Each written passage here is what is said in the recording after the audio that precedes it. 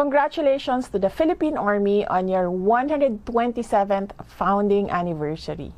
The theme, Matatag na Hukbong Katihan para sa Bagong Pilipinas, manifests the bravery, dedication, and strength of your service to our nation. It resonates deeply with our strong commitment to enhancing the capabilities and readiness of our armed forces towards the attainment of our shared aspirations and common destiny. Your professionalism and resilience amidst internal and external challenges solidify our position in the global security arena and ensure the security of every Filipino.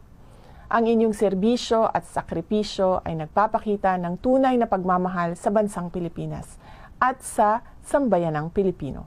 Patuloy sana nating itaguyod ang kapayapaan at kaunlaran para sa ating mga mamamayan.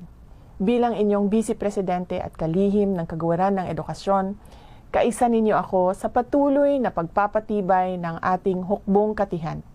Patuloy kong susuportahan ang ating mga programang naglalayong palakasin ang ating depensa at tiyakin ang seguridad ng ating Estado.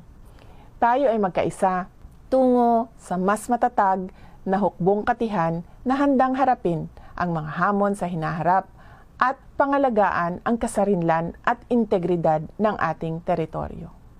Mga kababayan, patuloy tayong maging matatag tungo sa pagtaguyod ng isang bansang makabata at mga batang makabansa. Ang lahat ng ginagawa natin ay para sa Diyos, sa bayan at bawat pamilyang Pilipino. Syukran.